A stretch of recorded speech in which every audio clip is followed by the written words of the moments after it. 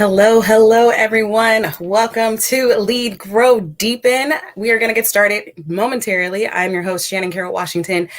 Just a little housekeeping as we're waiting for everybody to get on. If you see the chat box to, I guess it's my left. Well, if I point like this, you guys will be able to see it.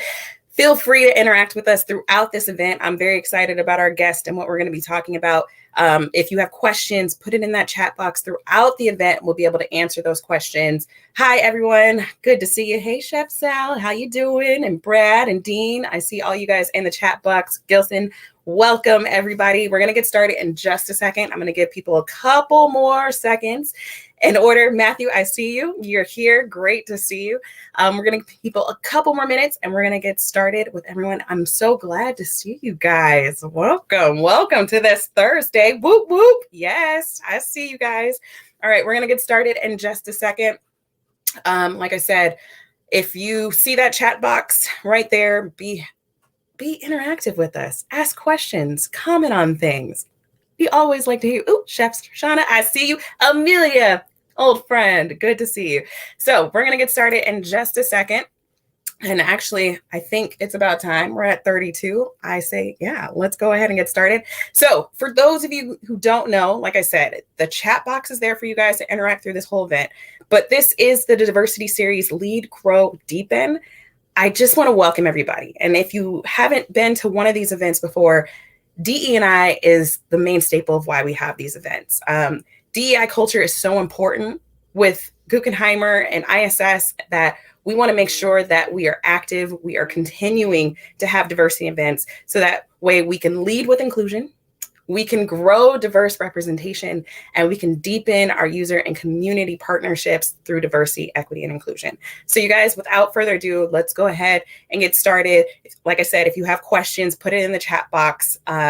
Thanks, guys. You like my glasses, guys? Oh, I love all of the comments in there. I can switch them out halfway through the show if you want, but let's go ahead and get started. If you don't know, now you know how I love to say that. This weekend marks Juneteenth. If you guys don't know, June 19th is Saturday. It is a holiday that honors the emancipation of enslaved people in the United States. Yes to freedom. Yes. And so Juneteenth is a huge holiday. And of course, we can celebrate through food and we can celebrate through experiences and we can celebrate through sharing culture with each other. And so this diversity series, we wanted to make sure that we are acknowledging Juneteenth.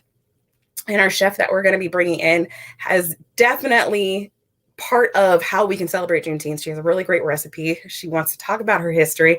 And so let me go ahead and just before I bring her in, Chef Tiffany Nicole, aka Chef Tiffany Tisdale-Braxton, is this phenomenal chef who's going to share a lot of her experiences with us. And before I bring her in, I'm going to read this bio. And I mean, you guys, I'm going to read it because I want to make sure I don't miss a beat of everything that's in there. So before I bring her in, here we go. Chef Tiffany Nicole has a passion for connection between food and family. She's the daughter of late jazz musician and basketball legend Wayman Tisdale.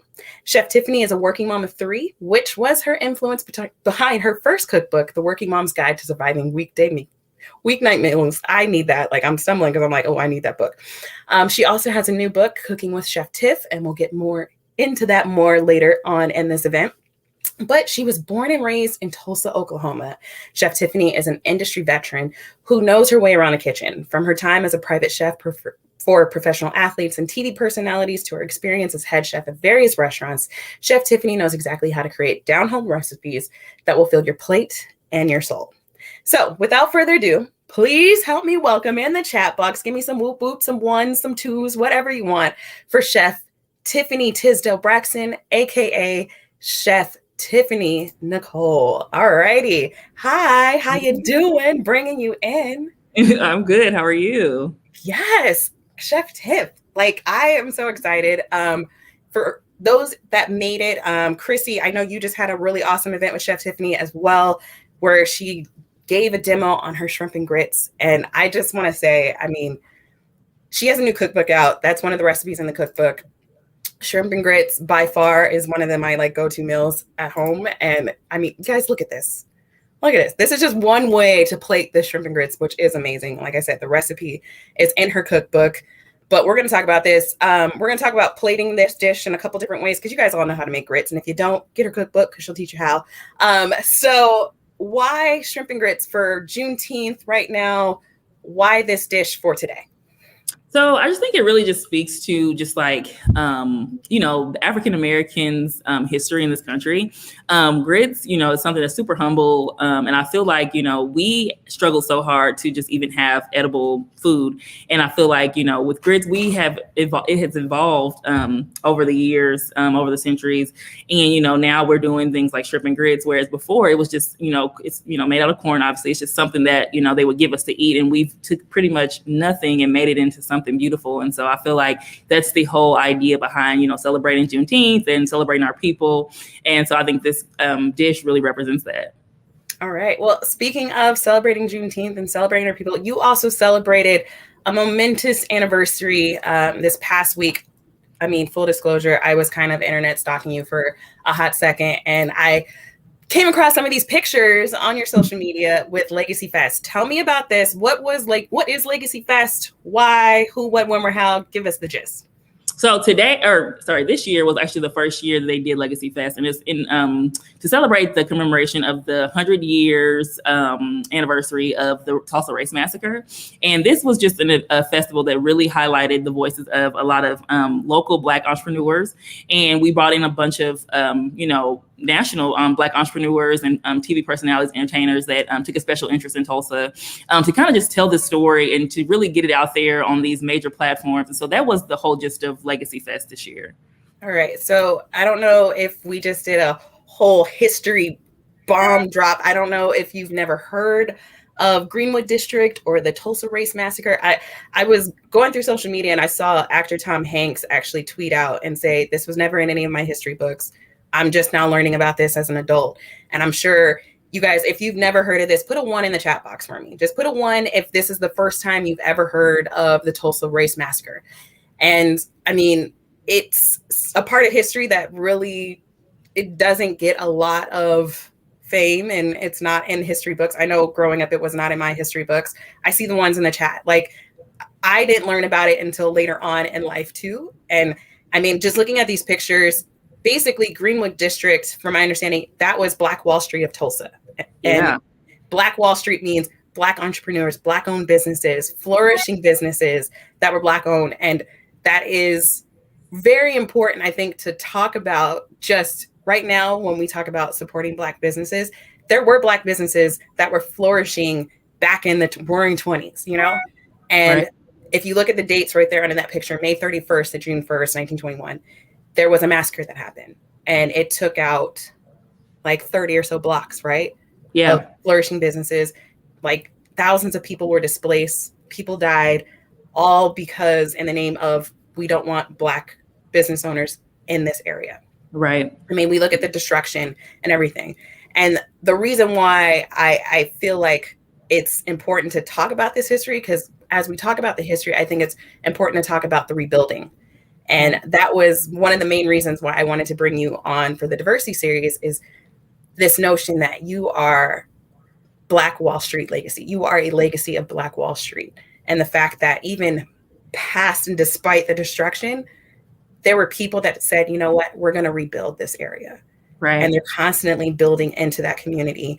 And I have a couple pictures on the screen. These are just snippets of a lot of stories within Tulsa and rebuilding, but these are near and dear to Tiffany's heart, because this is her family. This is a legacy that your family is putting into what we're talking about. And if you want, go ahead and talk through some of these pictures. You don't have to talk through them all if you don't want to, but go ahead. Okay, so the first picture is actually a card from my grandfather's store. It was called Ware's Fruit and Confectionery. His store was a part of the rebuild of Black Wall Street. And I want to say it was I don't have the exact dates, because like Shannon said, some of the history is kind of just, it wasn't talked about very often. I learned some of it, even living here in Tulsa, didn't learn a whole lot. But anyways, it was a part of the rebuild. And it was pretty much like a convenience store that my grandparents were fortunate enough to run in the Greenwood District here in Tulsa. Awesome. And the picture next to that is actually my great grandmother, who helped run the store alongside my grandfather, which was the Ware's fruit and confectionery. Her name was Grace Ware. And so she actually died when I was, in my 8th grade year. She was 100. No, she was 98 years old. She was born in 1905 here in what was considered at the time Indian Territory, which is why Black people were able to even come here and have businesses, because it wasn't that, racism going on. And the Native Americans that were here were willing to give business loans and help, the Black folks that were coming into town, start their businesses and, start their entrepreneurial endeavors. The picture next to that is actually my grandparents. And you see the picture here in the bottom right corner of L.L. Tisdale. So that man is L.L. Tisdale. That's my great grandfather. He founded a church, which is the church right here with the little red car in front of it. And a lot of his work that he did within the city was to kind of heal the race relations in the city from Black and white folks, just because we found that church was one of the most segregated places. And so he had a real passion for trying to bridge that gap and through his church. And so the city recognized him with the highway that's named after him within our city for his efforts with that. Okay, so the picture is kind of hard to tell, but it's my dad. It's not the greatest picture of him, but of my mom, and they're praying in the church. But the Wayman Tisdale Fine Arts Academy and the Wayman Tisdale Clinic is also, it's named after my dad. And that was the school was put here because he was a musician, as Shannon said, and he would, donate instruments to children who had a passion for music.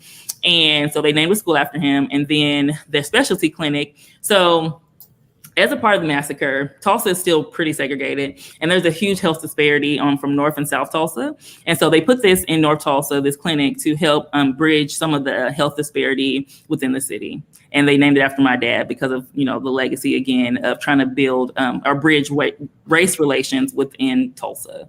Awesome. I just want to look at this card again. Chrissy, you had a comment on there, the little store with a big heart. I mean, I love that. Like, look at this card. And did you guys peep at the top? It said, return this card for 5-cent deposit on pop bottles. I mean, sustainability was big even then. If they could do it, we could do it. Like, it's starting small steps, into what we're doing. There's so many things from our past that we can work on into our future. And, with this history, with everything, I thought it was just really important because I'm reading through the comments right now, and you guys are talking about, like, you saw documentaries about this and different things of history. And I think it's so important that we are aware of different past, different perspectives, different parts of history that make us so unique. And so thank you guys for sharing in the comments. Like, I love all of this. So we're going to keep it rolling. We are food people feeding people. Chef Tiffany is here. Let's talk a little bit more about shrimp and grits. I know it was Chef Shauna. One of you guys were at the last event with Chrissy, and I mean, it looked amazing. You cooked your shrimp and grits. And I know with you guys, I wanted to take it, instead of just doing a plain old shrimp and grits demo, you guys have seen it, you can make it. I really wanted to talk about how we can take a simple dish and elevate it. So Chef Tiffany, you have a couple different ways that you plate this up for different events, right? Because you do catering, you do other, events outside of, restaurant, environments, right? Right. So I'll just kind of adjust my camera here to kind of show you what I did. So this was just the basic, like, shrimp and grits plating. This will be something you do, brunch at your house or brunch with your family. I'm sorry, there's a fly in here, y'all, and it's like driving crazy. And then I did a little appetizer, and I know this looks it's kind of hard to tell because it's glass. But anyway, this is just something like, if you want to serve this dish, as something a little more fancy, or, something that's a little more easy for people that's kind of like at a cocktail or something like that, and then you'll be able to pick something up and eat it. That's like another option. Also, I make grit cakes, which is pretty simple. It's with the leftover grits, because what I was finding is that a lot of times we would end up having a lot of waste. And so I just made these grit cakes where I would pretty much put them in the refrigerator for overnight, pull them out, and then make cakes pretty much using just like something just like this, or if you have a cookie cutter or whatever. And I would dredge them in egg wash, which is just equal parts egg, or just one egg and like 1 teaspoon, not equal parts, but 1 egg and like 1 teaspoon of water, and just beat the egg. And then a flour mix that I'll just put maybe some granulated garlic, smoked paprika, salt and pepper in. And I would just fry it and make it into a grit cake instead of wasting the grits, because, grits tend to get pretty thick after, I don't know, even like 5 minutes just sitting on the pot. So a lot of times I would find that I was always throwing them away. So I kind of found that, and people love that. And, you know, I've done it for so many different types of events. I mean, literally from like a baby shower to like some of the most wealthy people here in Tulsa have an event. They're like, we want the shrimp and grits, but we want it served in a, you know, a little cute way, whatever.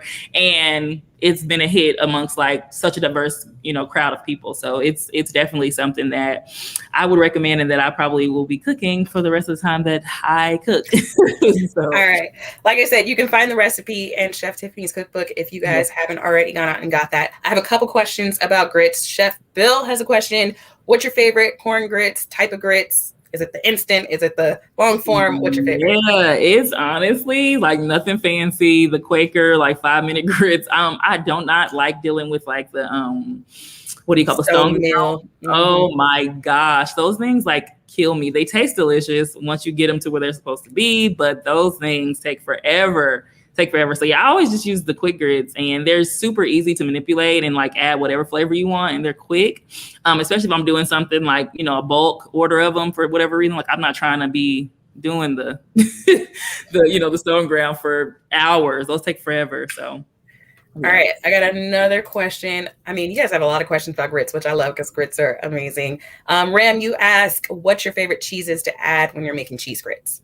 So I love to do smoked Gouda, or just smoked cheddar, or just anything smoked. I love the smoky flavor, especially as an addition to the flavor profile of this dish in particular. All right. I put a comment up earlier. Mackenzie said it looks so amazing, but she doesn't eat shrimp. So is there like an alternative? I know we have shrimp and grits as a dish, but I mean, technically, I guess you can make like fish and grits, or you can use all your spices. I've actually done it with like fried catfish, or just fried whitefish. I've actually done a vegetarian version with just like portobello mushrooms and like zucchini and squash and like tomatoes. Like you can do, it's such a versatile dish. You can even make it vegan and substitute out the cream and, you know, butter in your grits and just put the vegetables on top. Like there's so many things you can do and still get that flavor that you want, because it's such a flavorful dish and it's so versatile and easy to work with and manipulate. Awesome. So show me those dishes, how you played it again. Let's get a good look. Yeah, show it one more time.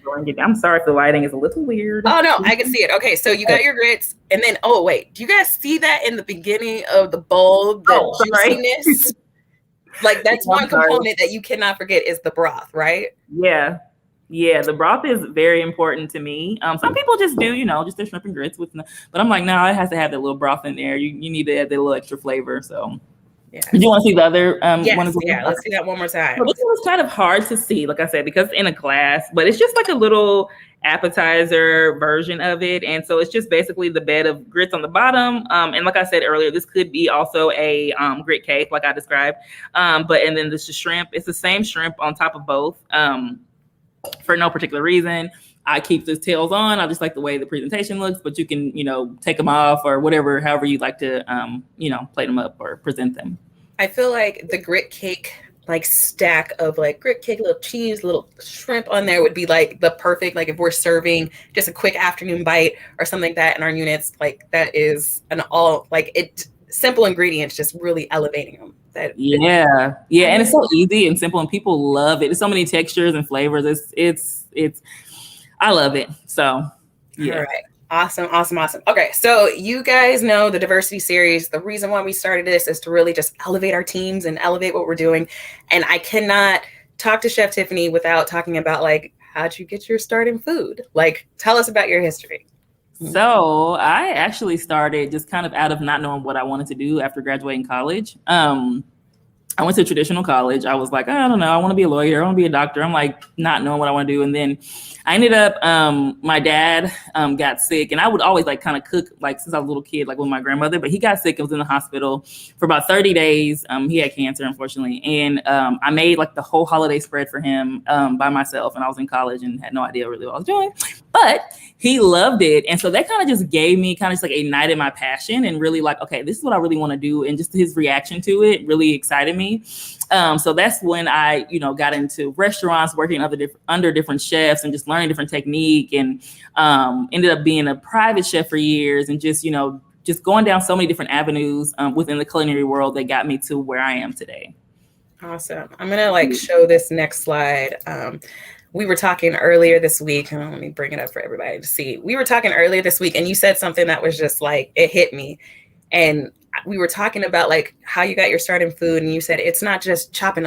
I wasn't just chopping onions as a prep cook. It was a start to something more. And to me, I feel like there's people on this call that you may not be in the position that you want to right now. You just feel like you're kind of unseen, back of house. And what would you say to encourage that person that feels like I'm just chopping onions? I don't matter. Like, what's happening? Man, I just feel like anytime you are focused in and lean into your authentic self and really giving your very best, like you don't know what it could lead to.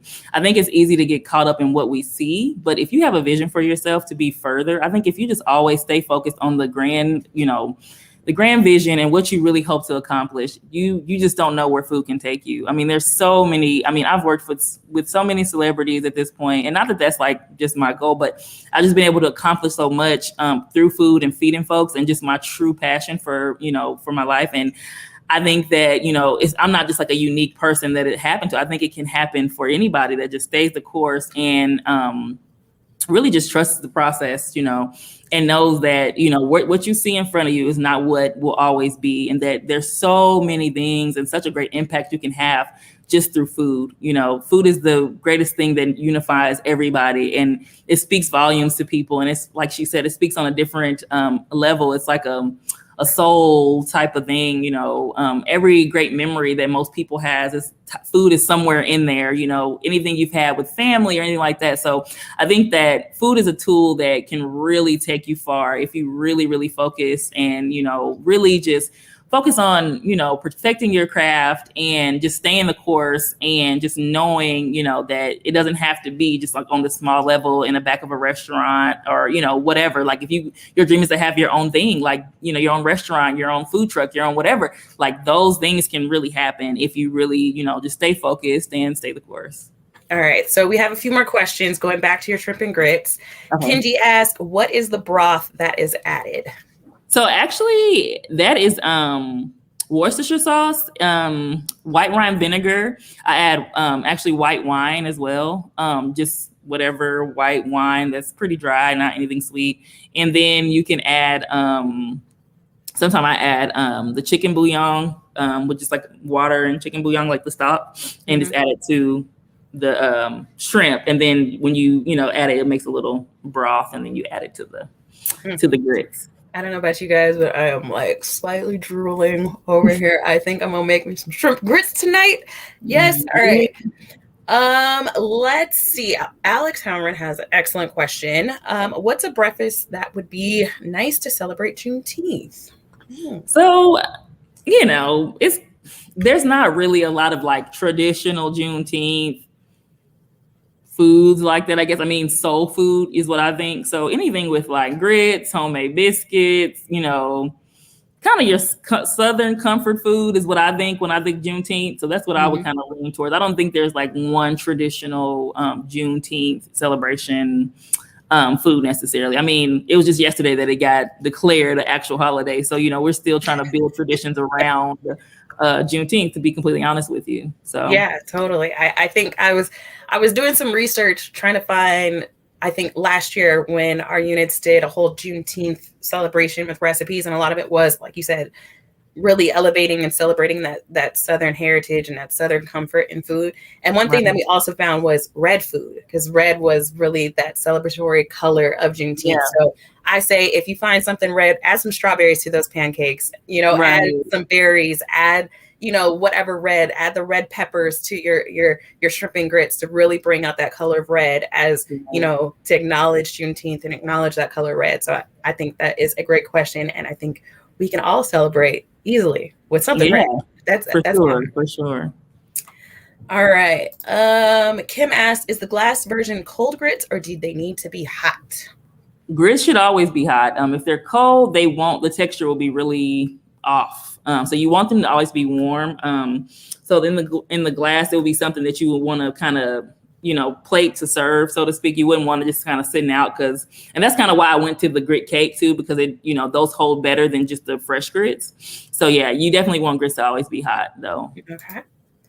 All right, let me see if there's any other questions. Like I said, you guys, if you have questions, put it into the chat, and we're going to be talking through a lot of these things as we're going.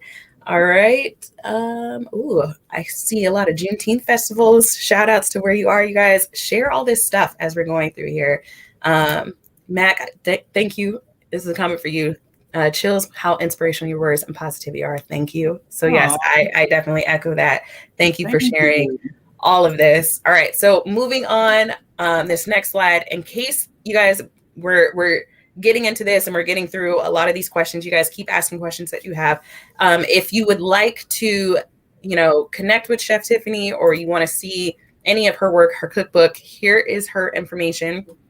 You can go to her website at cheftiffanynicole.com.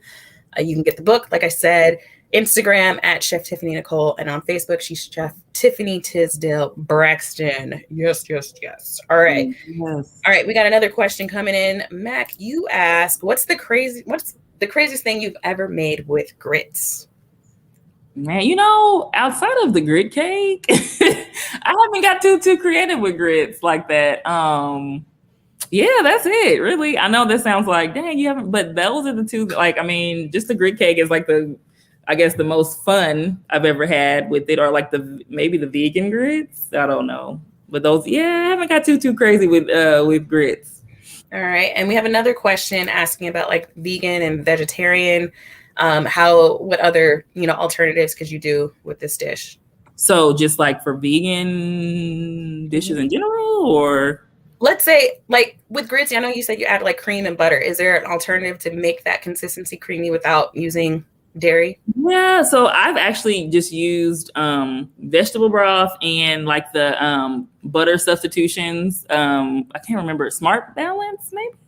I can't remember the name of it. But there's a bunch of different vegan butters that you can use. And then Shannon actually just told me about the legume something. I can't remember. Yeah, there is a protein broth. Great value brand. It works really well. It doesn't give that nasty coingly sweet taste like when you use almond milk and stuff. Yeah. So I definitely recommend. Hit me up if you want to do that. But yeah, I have also used to piggyback on that. I've actually used rice milk before as well, and that's like completely vegan, dairy free, gluten free, and it doesn't really have a sweet taste like she said. Like the almond milk is just kind of weird with it, but yeah, the rice milk actually worked pretty well. And then just add in that vegan butter for the creaminess, and then vegan cheese as well. Just the different like vegan cheddars. They even have like vegan smoke, like the Vega, I think is the brand that I've used. And they have smoked cheddars and just regular cheddar and like pepper jack. They have a bunch of different varieties. So awesome. Now I'm going to put up this next comment, and actually you guys, I'm going to poll right now for all of you guys that eat grits. Is it sugar? Oh Lord. Or salt and pepper? Please put it in the poll. I'm going to bring up this next question as we do that. Oh, garbanzo bean juice. That's the wrong one that I want to put in, but that's a great thing. How about this? Ever thought of making it into a dessert? So as we're talking, you guys put in the chat whether you prefer grits with sugar or grits with salt and pepper. But Kenji asked, ever thought of making it into a dessert? I haven't, but that could be really interesting because of what you're saying about the savory or the sweet. You could definitely make like a sweet grit cake and add like peach cobbler toppings or something to it, and it could be probably delicious. Great idea. I never have thought about making it sweet, but I think that could be amazing.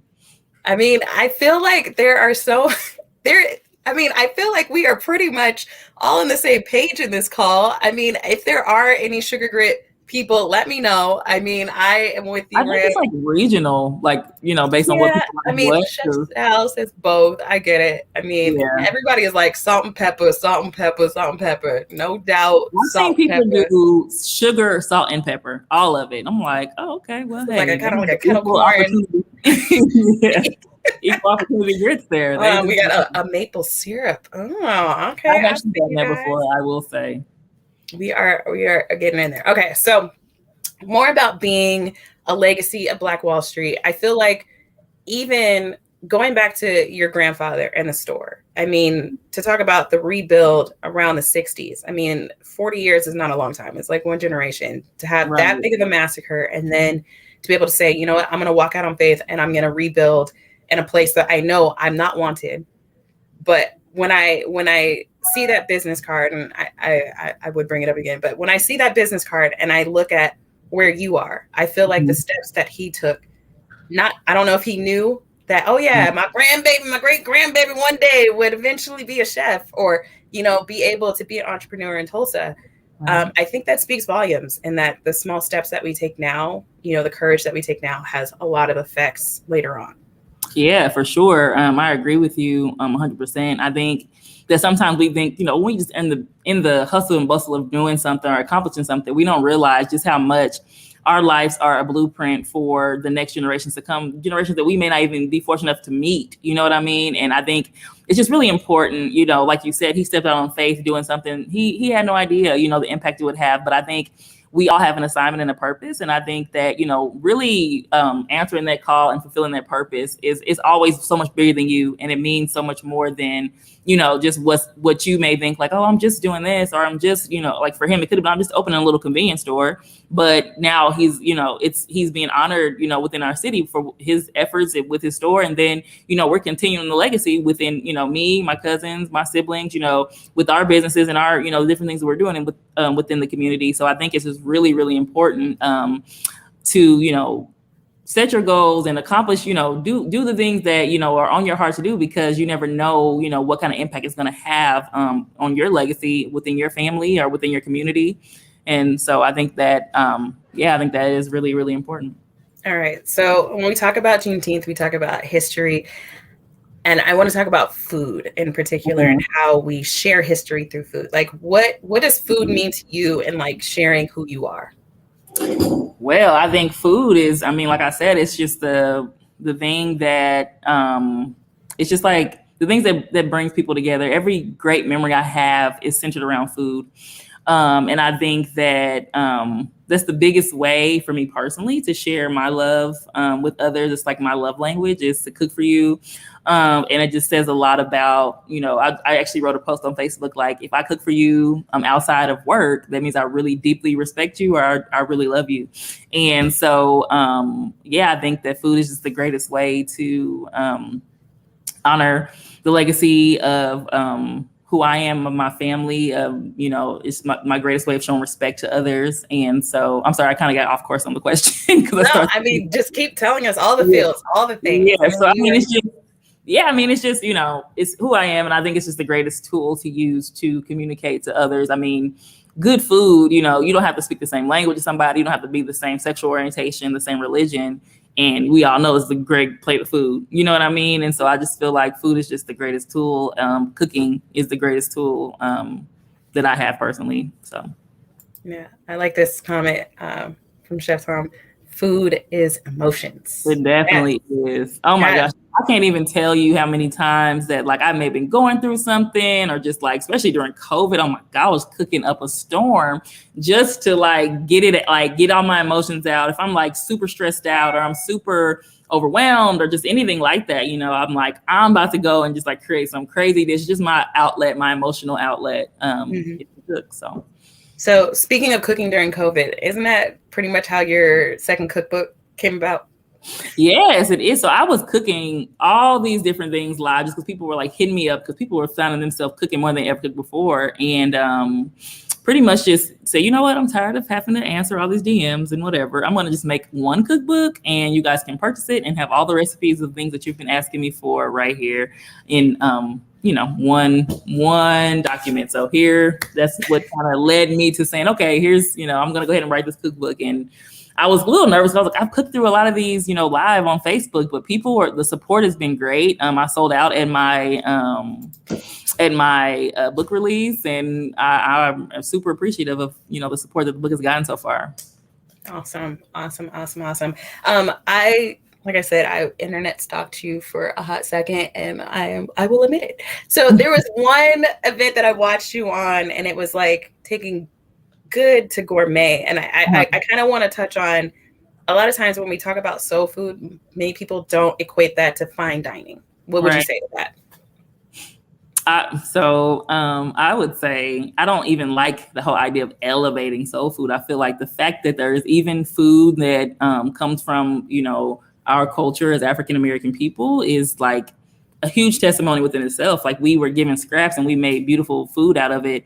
And now, you know, in many spaces, we don't even get the respect as, like, if you cook soul food, it's like, oh, they just cook soul food. And it's like, no. That's very special food. And it's like a lot of the base of a lot of recipes that people now use across cultures all throughout America. And I think that, you know, it does not get the respect that it deserves nearly. So I think that, you know, there's so many things you can do with soul food. And I don't think it has to be this big old sloppy plate of whatever, you know what I mean? I think that you can make it, I think it's already beautiful, but you can add like nice touches to it and, you know, simplify it or make it as intricate as you want. And it's beautiful food. And I don't think that you have to even recreate the wheel or reinvent the wheel, so to speak, on every single recipe for it to be great. You know what I mean? It's already such great food. And I think that, I don't like the whole idea around like we have to elevate it or switch it up, or it's not real fine dining, or it's not real, like you're not a real chef, that's all you make. Like I do not subscribe to that at all. So yeah. So we had a question like where to find your book. I know I have click here, but you guys can't click that link if you're on the live stream. So like Amazon, they can search you. If they're on your Instagram or Facebook, there's usually links there too, right? Yeah, so if you go to my website, there's a link on there. The website is right here, thecheftiffanynicole.com. And there's the link for my book there, and it will take you straight to Amazon as well as Lulu. I prefer people to buy it from Lulu just because Amazon is it's great, but it takes a lot of your money. So I prefer people to go to Lulu and just search Cooking with Chef Tiff, and it will come up. And like I said, it's also the links to both of those, Amazon and Lulu, are on my website. So it kind of simplifies the process. Yeah.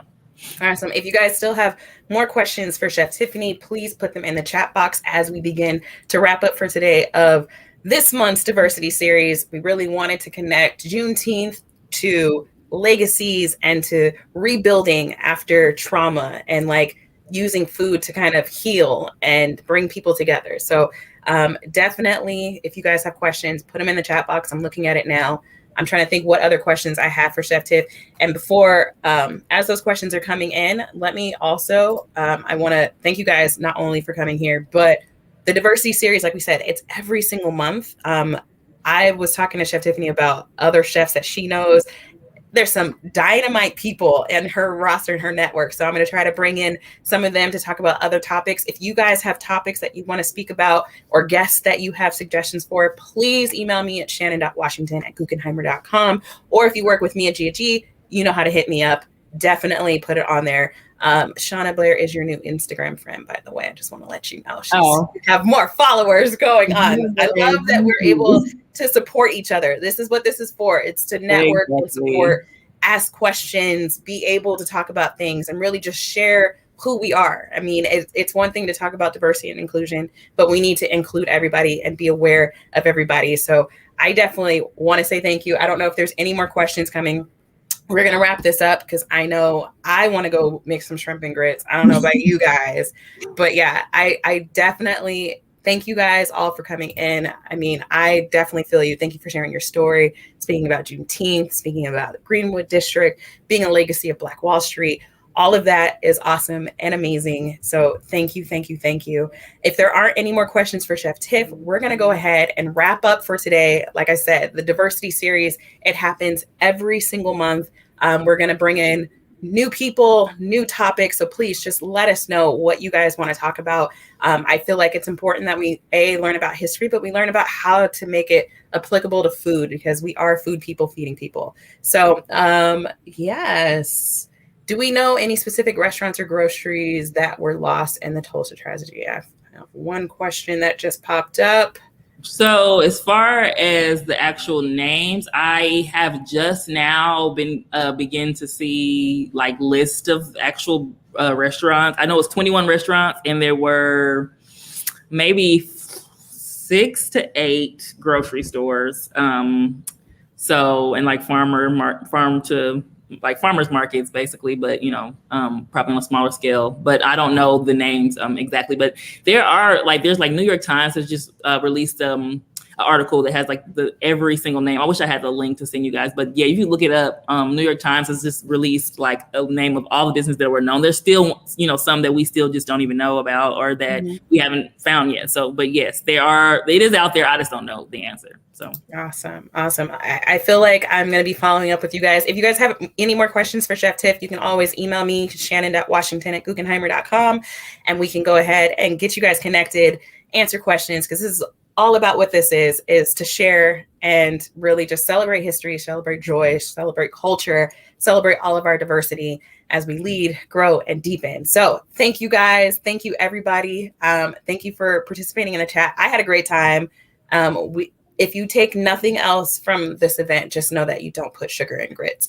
All right, you guys, I had a great time with you today. I will see you. If I don't see you before next month, I'll see you when you see you. You guys have a great rest of your day. Thank you so much. Bye-bye. Bye.